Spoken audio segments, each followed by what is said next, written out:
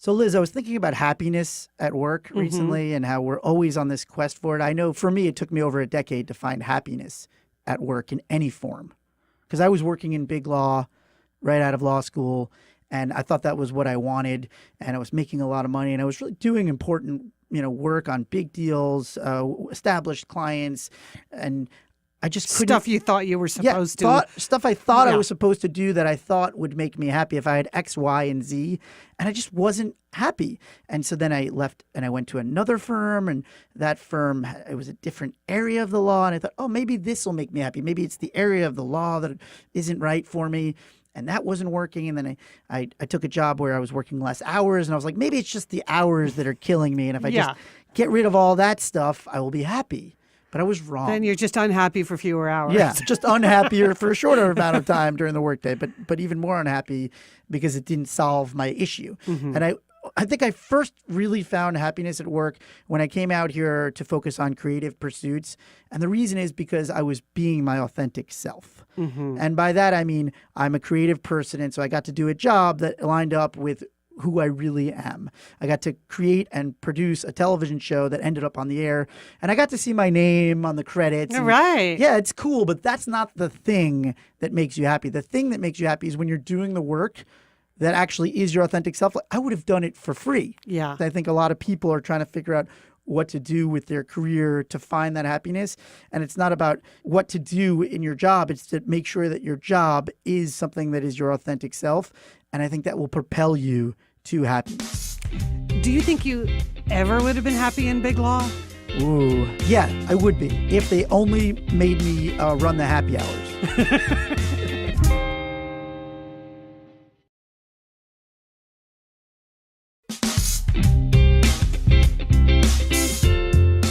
From Wondery, this is Safe for Work. Job stress, life relief. I'm Matt Ritter. And I'm Liz Dolan. On today's show, we'll be talking about happiness at work, how to find it, and how to hold on to it once you've got it. Later, we'll be joined by Gretchen Rubin, who hosts the podcast Happier, who will give us advice on how to find more happiness at work. And we'll debate those eternal workplace issues, like what exactly is business casual, in our lightning fast segment, Mind the Gap. But first, let's help some listeners. Hello, this is Kevin. Hey, Kevin, it's Liz and Matt from Safe for Work. How you doing? I'm doing good. How are you guys doing? Good, good. So we're up for your challenge. We understand you have a question for us. What is it? I do. So thanks so much for giving me a call. So I'm a young 30-something sales leader. I've kind of risen through the ranks pretty quickly at some really large technology companies. But Congrats. long-term, my path and desire is to ultimately be a CEO.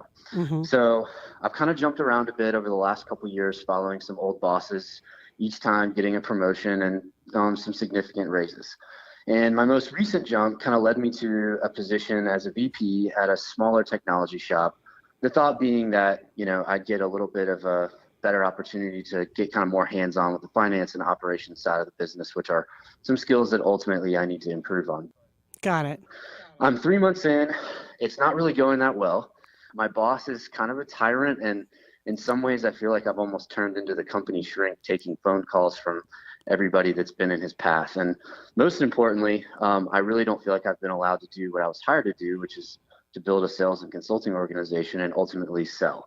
So my question is, should I look to make a move pretty quickly and find a more permanent place to sit for the next couple of years? Or do I ride this out even though I feel like I may or may not gather the skills that I need to reach my ultimate destination as soon as I'd like to? Okay, this is a challenge. So when you say you become the company shrink, I always laugh because work would be so easy if it weren't for the people, right? It would just be so easy if you just knew you could come in and do your job. But being the company shrink can also be learning some of the people leadership skills you will need if you're ever going to be a CEO, dealing with the people's, how to motivate people, how to direct people, how to give and get feedback, all those kinds of things. So are you at least learning any of that, or are they just whining to you and you are trying to send them back out there to fight another day? I'm trying to make the most of it, but it's probably more, the latter. And part of that's probably because I come to work with a pretty good attitude and I like to have a very upbeat, positive culture. I mean, I think in sales and consulting, the old school methods definitely to kind of motivate through the fear of losing your job. I don't believe in that. I'm much more in trying to coach people and help them understand and how to get better. And it's kind of just turned into, I can't believe that, so-and-so said this or so-and-so said that. Can you believe that? And so, yes, I'm learning kind of by rapid fire on the job, but at the same time, it's also exhausting for me because I just want to do my job and kind of gain in my skill set and then move on and, ultimately get to what I think is my final destination, and that's running a company. It's just kind of a mess. Yeah. I can empathize. As a recruiter, I play shrink every day of my life, and it's not necessary. It doesn't say it anywhere on my profile or my job description, but it just goes with the territory, and it sounds like it's going with the territory of the company you're at. I guess, as a recruiter, I always have candidates now way more than I used to. It used to be I didn't have candidates who would jump quickly because they were afraid of being labeled a jumper. That was a big thing. You had to stay for a year, and I wanted my resume to be pristine. But I'm seeing a lot more candidates who are leaving earlier, and I think it's not a bad thing. I think it's because they're being more purposeful about their careers and they're being more objective. I guess my question for you is, you're saying, should I ride this out? What is it that you're riding that you think is positive for you? Because what I'm hearing is, I got on the wrong train and it's going in the wrong direction, but I'm just going to stay on because, maybe it'll eventually get where I'm going. And I do that. Sometimes I'm stubborn and I drive and I'm going the wrong way. And my wife's like, what are you doing? And then I just wait till my phone's dead and then we're going the wrong way. Is there a reason to be riding this out that I'm not hearing? Well, part of it is kind of that fear of not wanting to be, labeled a jumper. Right. I haven't really run into any problems with that.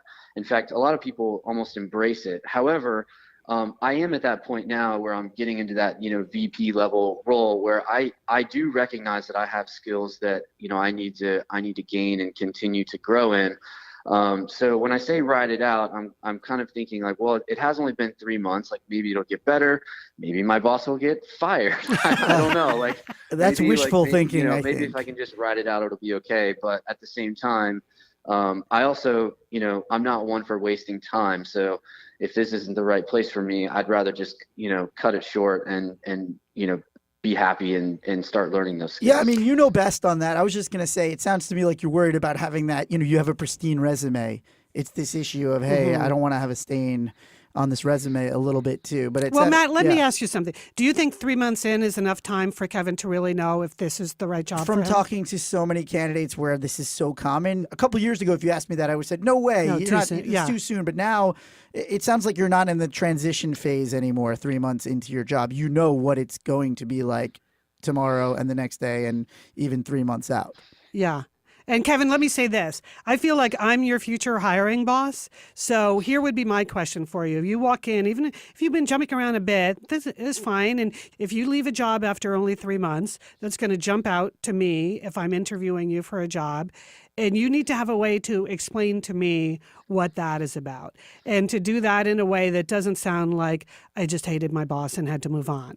And that's a really hard thing to do. Figuring out what that narrative is really tricky, because if you're sitting in front of me trying to get a job and you say the boss was a tyrant, that's not going to work. But chances are you could figure something out. But that would be my worry about jumping too soon. I'm totally with Matt. Like, don't stay on that train in the wrong direction too long. But you need to figure out what your story is actually going to be. I agree with that too, because when I get the calls from bosses like Liz, they go, hey, so what's the story? Is this guy a jumper? Yeah. I need to be able to, or you need to be able to, more to the point, Kevin, sell the story in a very positive way that just focuses on all your strengths that you still have from all of these other jobs. I feel like Matt's throwing you off the train, and I hope you land softly and find a great job. Yeah, appreciate it. Yeah. I like it. Well, I'll definitely let you guys know how it goes. I appreciate the advice, and who knows, maybe at my next place, I can just do my job and I won't have to get a secondary degree in psychology. We'll see. Okay, good Thanks, luck. Kevin. You're always going to need those people skills, Kevin. Workplaces are about people, so that will never be lost experience. Agreed. Thanks so much for talking to us. Thanks so much. I appreciate the help. Have a great day.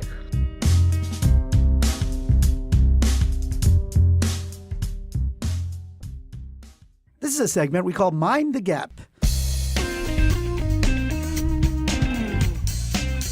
Liz, let's face it, we may be co-hosts on the show, but I know we have different opinions on a lot of workplace issues. No doubt. No doubt about it. In this segment, we're going to run through a bunch of topics in a lightning round.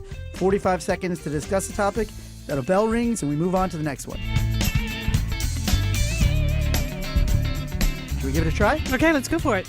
Okay, here's the first one. Liz, eating lunch at your desk. Oh, absolutely. My preferred place to eat lunch is my desk, Matt. I feel like I have a lot of momentum going. I don't want to leave in the middle of the day. What? No, never, ever eat at your desk. I did that for 5 years, and all I got out of it was fat, back problems, stress, crumbs, and a fear of roaches. No. When I go out to lunch, I feel like all I'm thinking about is the stuff that's building up at work. I'm losing all my momentum. I come back, I get all sleepy in the early afternoon after lunch. No, I just crash through. I get all that, but honestly, if you feel that way, if you feel like you have to eat at your desk, most people who do that, it's because the office is their prison. And outside, that's your yard. You got to go stretch your legs, play a little basketball. If you want to mold your butt into the shape of a chair, then fine. Eat lunch there every day. Okay, Matt, standing desk versus sitting desk. Oh, you never want to be a standing desk person. You know the old phrase, never run when you can walk, never walk when you can stand, never stand when you can sit, never sit when you can lay down, and never lay down when you can sleep. You know who said that? No. Churchill. Okay. I think. I don't know. I don't know. I thought he worked in his bathtub. That's what he does. Yeah, I know. Every time I see him on TV, he's in a bathtub. He did not have a standing desk, I'll tell you that, and he was a great man. My last office actually was a standing desk and a conference table, which for me is the best of both worlds. Because most of the time I'm meeting, talking with other people, creatively looking at each other. I like that, being together. But when I'm working alone, I kind of like standing up. And I feel like when I'm talking on the phone, if I'm standing up, I sound more powerful. I totally get that, but I feel like we're heading in the wrong direction as a workforce. Now I see people with these standing desks that literally have a treadmill underneath them. No, treadmill desk is my next move. Oh, boy. Liz, as far as what to wear to work, what does business casual actually mean? I hate this. I hate business casual. I hate smart casual. I hate casual casual.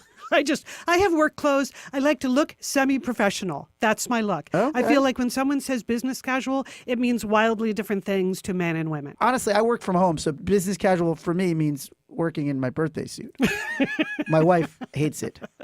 Well, can I give business casual advice for men in the office? Yes, please. You know, your cargo shorts are not business casual. Your flip-flops are not business casual. I think even hearing the word casual, people react too casually. I hear that. I think the rule is just think to yourself, has anyone ever said you're not taking business casual far enough? No, they haven't. Okay, Liz, here's another one. Say it or write it. Say it, say it, say it. Almost always say it. If you ever have bad news for someone, say it. If you ever have good news for someone, say it. If you're ever talking about a creative idea, say it. I agree with that, except for anything that you want in writing, right? Like, hey, salary negotiation, vacation requests, because I hear so many people saying, oh, but remember that time I told you 6 months ago I was going away. If it's a transaction, write it. Anything else, say it. I think that makes sense because you get tone. You can't capture tone in the emails. That's the problem. Everybody thinks they're being witty or whatever in their emails, and then people just think you're being rude, and then you're out of a job. Right. My most recent job was largely with people spread out all over the world. Command of English really varied from country to country, office to office. That's why we did almost everything on video conference, because then we could really understand each other. I am totally a say it person. I wish people just talked more. Are you hiring, posting your position to job sites and waiting for the right people to see it? You know, ZipRecruiter knew there was a smarter way. So they built a platform that finds the right job candidates for you. ZipRecruiter learns what you're looking for, identifies people with the right experience, and invites them to apply to your job. How do you like that? You know, these invitations have really revolutionized how you can find your next hire. In fact, 80% of employers who post on ZipRecruiter get a quality candidate through the site in just 1 day.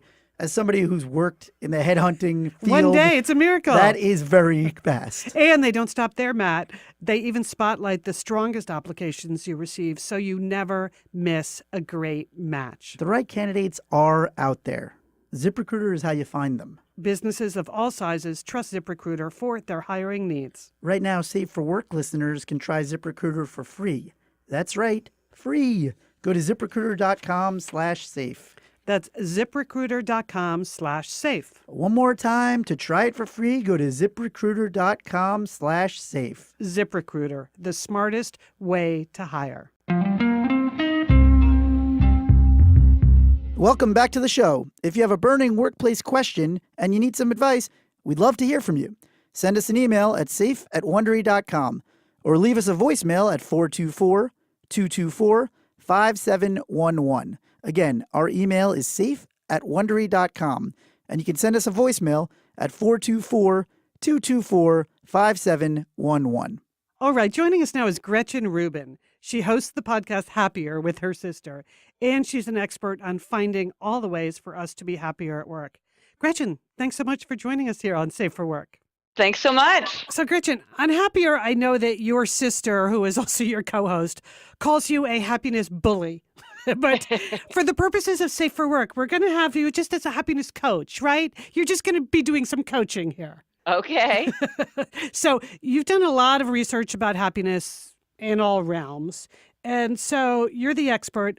What really creates a sense of happiness for people at work? Is it the people, the pay, the sense of mission, the free food? Like, what are the real hot buttons for people? Well, you've hit on a lot of them there. And, when you're talking about happiness, a key and maybe the key to happiness is relationships. And so when you look at people who are happy at work, people who say, I have a friend at work tend to be happier. And a friend is more than just somebody that you make casual conversation about, pop culture. A friend is somebody who you can entrust with an important secret, somebody who you feel like has your back, somebody who really cares about you. And so I think what this means is, sometimes at work, and I certainly suffer from this when I was like in a more of a workplace situation, I just want to get stuff done. I'm like, why are we wasting our time at the beginning of this meeting and all this idle chit chat? Like, I don't want to have to stop and say hello to you in the hall. I want to just go through my to-do list. But in fact, we're going to be happier if we feel more connected to the people around us. And so what I used to dismiss as chit chat, I realize is really important to creating an atmosphere at work where you feel connected to the people who are with you. And that is going to make you happier. Yeah. And what if it's like up and down the chain, like friendships with your boss or friendships with the people that work for you? How do you approach that? Or what do you know about the importance of that for people? Well, it's interesting when they look at like another thing that's really significant about whether people are happy at work is, do you feel like your immediate boss cares about you and your success? So not do you have a charismatic leader who's giving a huge keynote or who's like written up in the Wall Street Journal all the time, but does the person you report to, do they get you? Or do they care about you? Or are they trying to help you grow, improve, move in the direction that you want to go? And so that relationship is really important. I 100% agree with that. I've always felt like, and I give this advice all the time, that if you don't have a boss that believes in you, then you need to start shopping for a new boss, because to be satisfied at work, to get ahead in work, you need someone who's going to take a risk on you, who's going to say, this person has loads of potential, so I want to promote them over here to something they've never done before, or give them a completely different kind of project over here. And if your boss does not feel that way about you, you're never going to get the really big opportunities. It doesn't mean you need to leave immediately as soon as you realize, oh, we're not really connecting. But it means you do need to try to develop that kind of relationship with your boss. Well, it's interesting because a friend of mine said that, like, when you're job hunting, the most important thing to do is to choose your boss wisely. And I kind of laugh because I'm like, well, that's not usually the headspace you're in when you're applying for a job. You're like, I want to get this job. But you're exactly right. What is going to make a difference in that job the most is your boss. And so you want to think, like, no matter how good it sounds, if your flashing warning signs are going off, pay attention to that as you're going through the hiring process. I think it's so true that in interviews, we all focus on getting the gig instead of deciding, do we want to work here? Do we want to work for this person? I often recommend, besides just trying to assess your future potential boss in the interview, see if you can get a chance to talk to the other people who work for that person, to get some idea, like, what's it like around here day to day? And that is great advice, because one of the things that research shows is that we tend to think, oh, I'm really idiosyncratic and I have all these special views in the world. But like in very large part, people mostly agree, especially if they're similarly situated. So if you like ask a parent of two little kids, like, how was Disneyland? Probably the way they felt about Disneyland would be pretty much along the way you would feel about Disneyland. Hmm. Same thing, if you are a paralegal and like you go and you say to a bunch of people who are a paralegal at a big firm, how do you like being a paralegal around here? As you talk to people, you're going to get some themes emerging and probably you will have the same thing. So the idea that, well, everybody says it's horrible to work here, but I'm really good at working with difficult people, so it's going to be fine for me, or I've got a really thick skin, or I'm really self-directed. So I don't, yeah, I That's mean, it's like, interesting. well, if everybody's complaining about this, pay attention to that. Yeah. Yeah, then at the very least, you're going to be in an organization where everyone is complaining. Even even if you don't want to complain, if all of your colleagues are, Yeah. that's not really a good vibe. I would say that of all of the emails and calls that we get, I mean, there are a few recurring characters, Gretchen. One is the toxic coworker, and one is Yeah. the bully boss. So let's take the second one first. What advice would you give to someone who has a boss who is just a bully? Is there anything you can do to deal with that? I think that's really hard. I don't know. What is your experience? I mean, Yeah. I think there's not that much you can do. I Hmm. mean, to change some kind of behavior like that. Yeah, you know what? I agree with you. I mean, it's just it's very hard to give people advice. Well, okay, these three things are going to change that person's behavior. It's not likely you're going to be able to change your boss's behavior. So obviously, you can change the way you react to your boss's behavior, and you can sort of band together with your colleagues so that you have each other's back. For me, that is what has worked in the past. Not that I've had a bully boss that often, but occasionally when it happens, I think that sense of we're all in this together among my colleagues is what has gotten us through that. No, and there is that kind of classic thing where there's nothing like a common enemy to bring people together. So there Exactly. can be this kind of glorious esprit of, everybody just kind of like, oh my gosh, you're not going to believe the latest story or something like that. And so there can be that silver lining. I had a friend, I thought this was really interesting. It wasn't really bullying, but it was a very difficult boss, to the point that when my friend was going through the hiring process, they said, this person's very difficult. So we're Hmm. just telling you up front, like, there's no, Oh, God. like, we're not sugarcoating it. This is a difficult person. So my friend decided that, and her phrase for it was, there's only love. That was her phrase. And she's like, I'm never going to complain. I'm never going to commiserate with my coworkers. It's like, this is the boss I chose. I want this job. I'm choosing her to be my boss.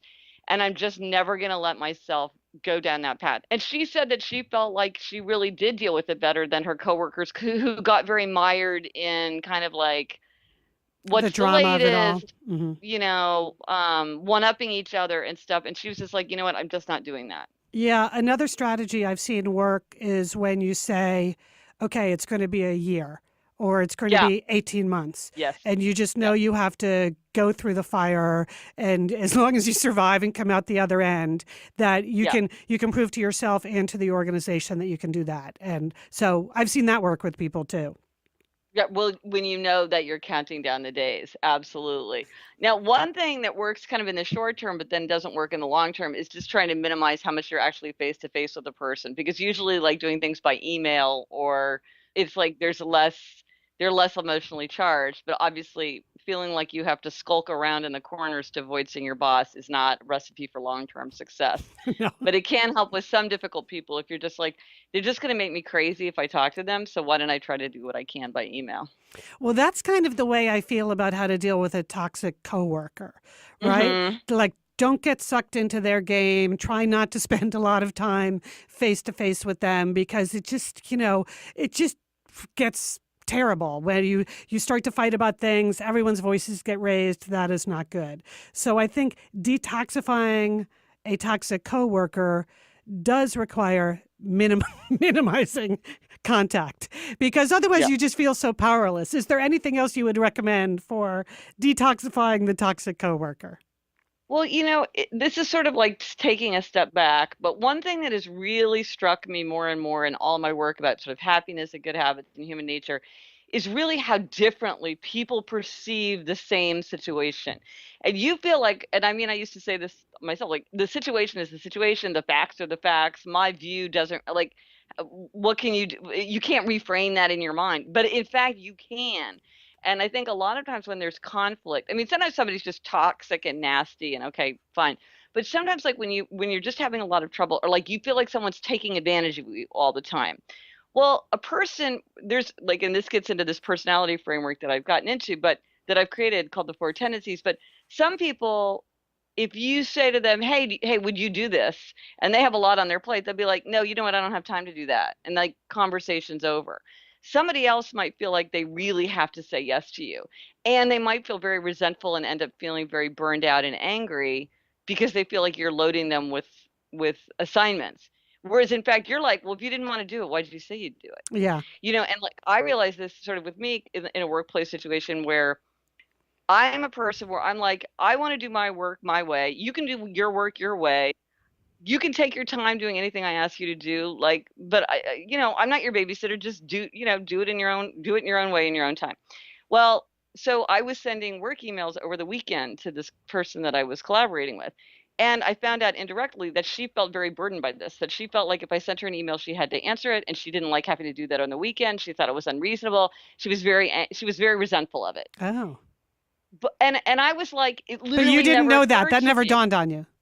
Never, like, no, but because also like maybe if you're in a workplace you'd have a policy, but this is like I work in this weird space where like everything's kind of like kind of one-offs. We don't have an office policy. I am the office.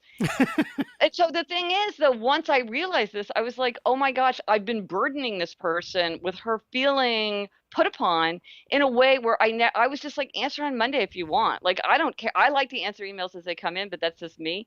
So, but now once I knew that she felt that way, it wasn't like I had to change or she had to change. I learned how to use delay delivery in my email system so that she just gets like 5 emails from me every Monday morning. So she doesn't have to work on the weekend and I can send the emails as soon as they occur to me so I don't have to like, keep thinking about something.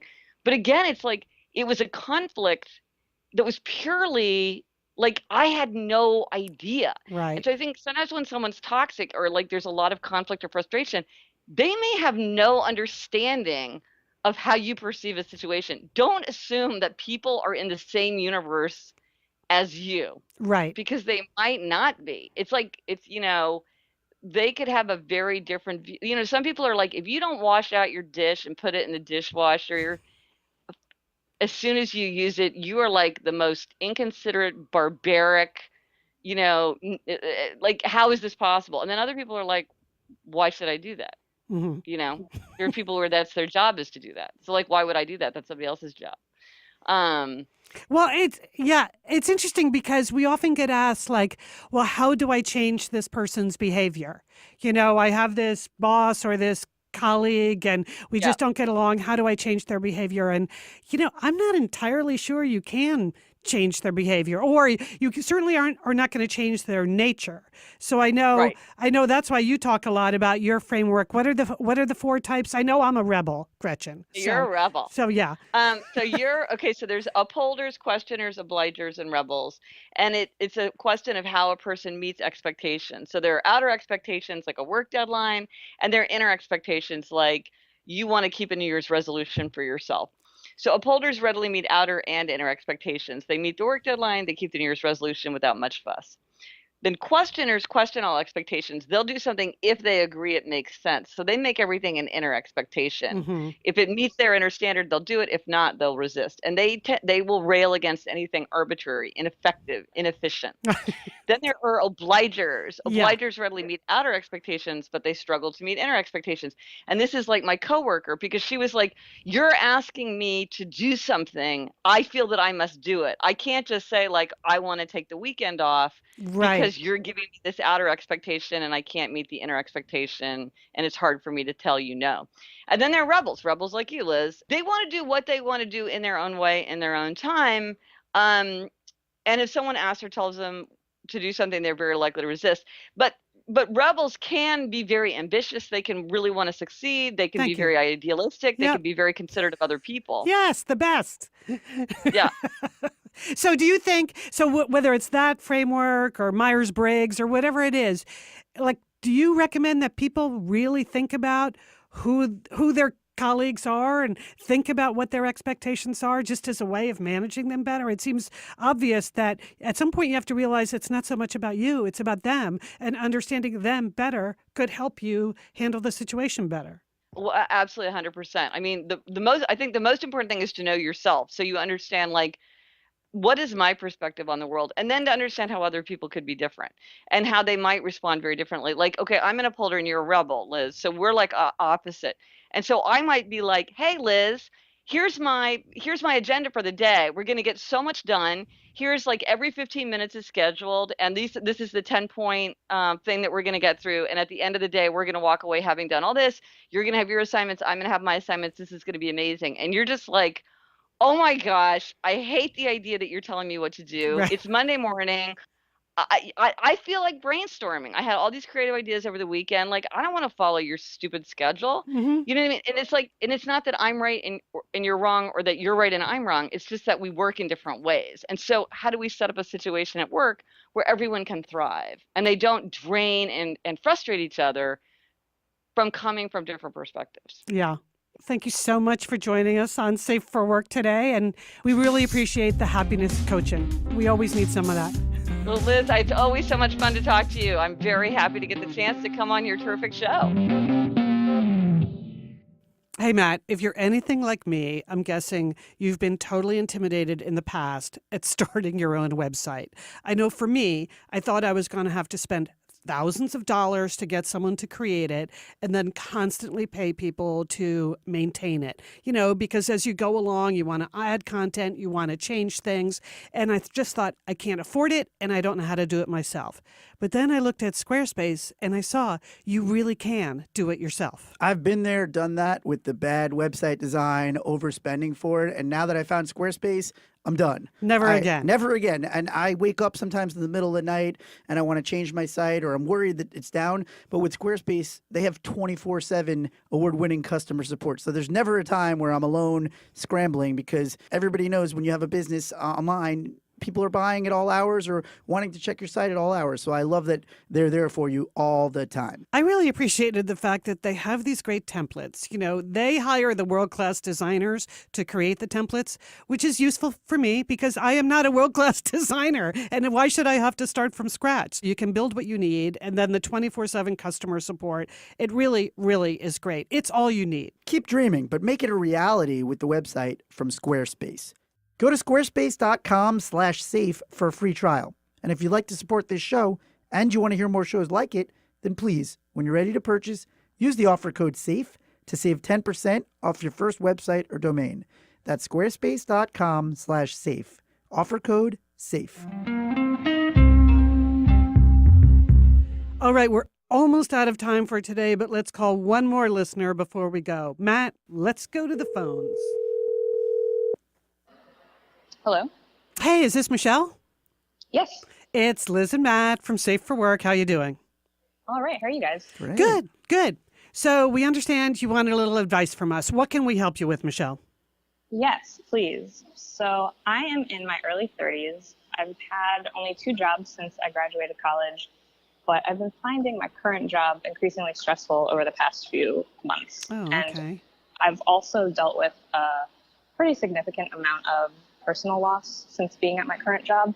So I'm sorry to hear that. Thank you. So I really feel like a change of scenery is what I need in order to feel happy again, or honestly just content again with my work life. So my question is it completely crazy to just resign from my job and up and move to a new city and state with nothing lined up? Because some mornings I wake up and I think, all right, this is it. I'm doing it. I'm resigning today. Give it 2 weeks. I'll pack up and, I'll make it work. Mm-hmm. And then other days, honestly, the same day, I'm like, no, don't do that. That's sounds crazy. insane. That's insane. Yeah. Don't do it. Uh-huh. But I just know that, I really value being happy and content with work. And that's just something I'm not getting anymore. And I just dread every day going to work. Okay. All right. I think, many people can relate to where you are. We've all been there at times.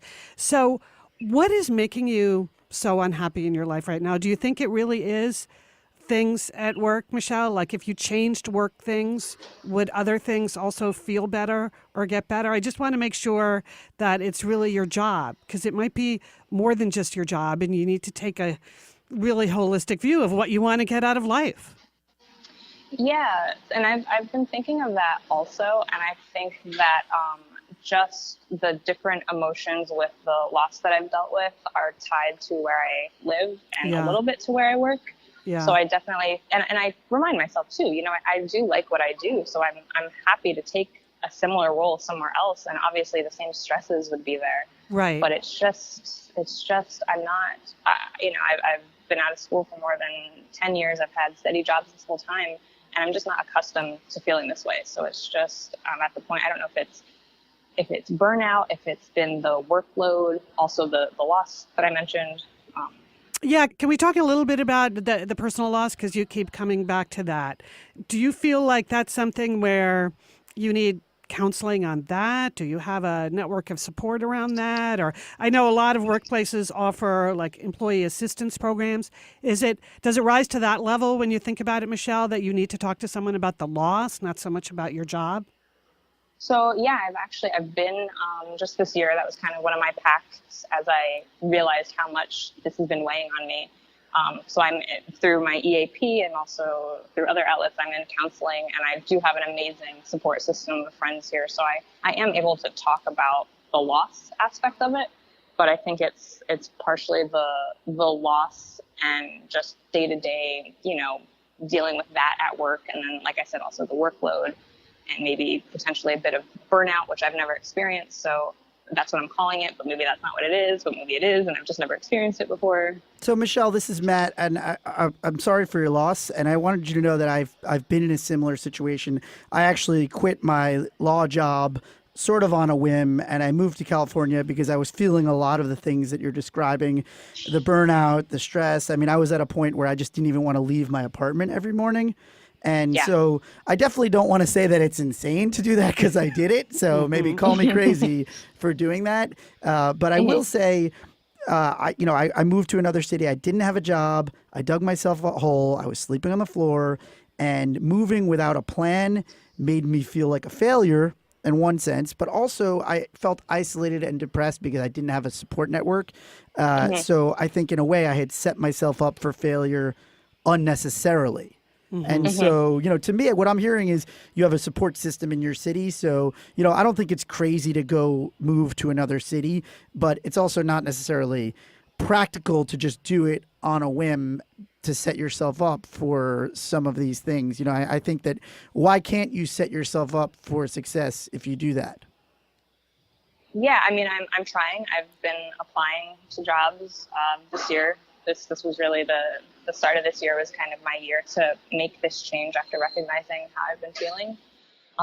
And so I have some, little nibbles out there, but nothing concrete, no job actually lined up yet, but doing what I can for sure. And I just wanted to say about risks too. I think a lot of people think about leaving a job as a risk, but if it's affecting your mental health, I think that has a value. I think that a lot of people just go, I don't want to give up X dollars, but we never say, hey, we're getting more money into our mental health bank. So I think there is a risk in staying in misery. Sometimes we call it golden handcuffs when you have a job that's super hard to extricate yourself from. But I think we're trying to get at what is it that really is the problem, because moving cities doesn't always doesn't solve that, right? Internal problems. Yeah, we want to make sure you don't quit and take all your problems with you, and then meanwhile dig yourself a financial hole. So it actually sounds, Michelle, like you're going about this in a very thoughtful way. Quitting your job and moving to a new city sounds like a great idea, but not on a whim. So the advanced planning is a good idea. And Matt, you referred to really getting in a financial hole. So I don't know if you have the ability to save and prepare, Michelle, but if you don't add all this financial pressure, that's going to make a big difference too. Yeah. I would say that in terms of if you're doing the numbers, make sure that it's more than you think. Because I thought I had X amount saved to last me a year, and it lasted me 6 months when I moved. So I would say that definitely be cautious about your estimates. Give yourself a cushion. And I think the other thing that I did too that was helpful is if you have a city targeted, try and get some informational meetings out there. Try and do some things so that if you are going to move to another city, you're not totally starting from scratch when you get there. Yeah.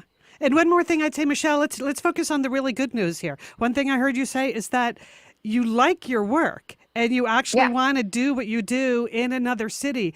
That's a huge advantage. Do you know what city you want to go to, or are you still shopping for cities? I want to head to Charlotte, North Carolina. I happen to live in a pretty expensive city right now, and there's a lot that's pretty appealing to the Charlotte area. I know a lot of New York transplants that have moved down there in the past few years, so it seems to be a happening place.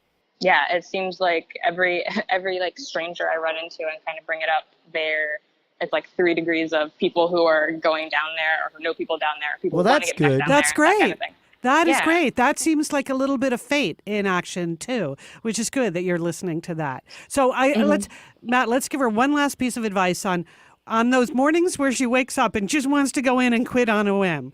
Any tips about how not? We're going to try to stop you from doing that. Okay. Yeah, okay. Everything else, it sounds like you're good. I think it's silly. You know, it may sound silly, but just take a breath, meditate for a couple minutes before you go into the office, and just think about the positives, the work that you actually like doing, and just focus on that. And then when you get home, start looking on the internet at these things when you're outside of the office, and start as I said, start talking to people about their experiences there. Just reach out, say, you have a friend who had a friend. Would you mind getting me in touch with them? I'd love to pick their brain on the city. And for me, Michelle, it's always about plugging into my friendship field. Like, I don't even need to call around so much for the professional advice, but sometimes you just need a pep talk from your friends.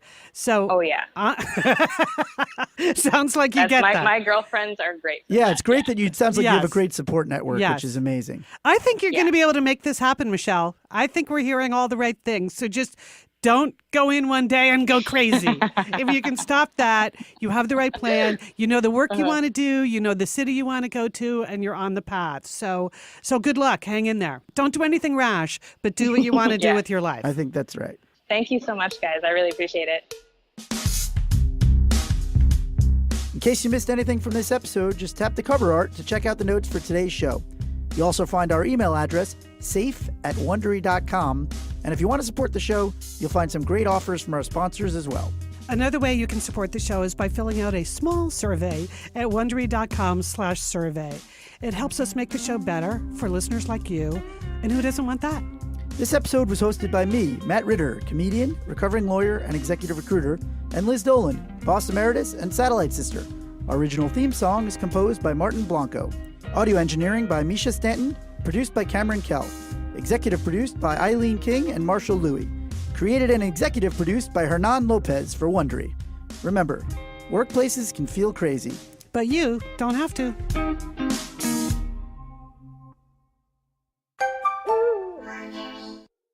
So here's an interesting question, Matt. Can you learn to trust and rely on a coworker you can't stand? Is there something you're trying to tell me, Liz? No, really. But seriously, check this out. On Ted's new podcast, Work Life with Adam Grant, there's an episode where they go inside a place where you just have to get along. The International Space Station. Yeah, it's a fascinating episode. You get to hear interviews with astronauts and discover the secret ingredient to building strong relationships at work. I really love this show. Each week, Adam Grant, who's an organizational psychologist, he visits unusual workplaces like college basketball teams and the Daily Show writer's room. I'm sure you enjoyed that one, Matt, to reveal the hidden keys to happier, more productive work. So you can subscribe to Work Life, that's one word without a space, Work Life, wherever you find your podcasts.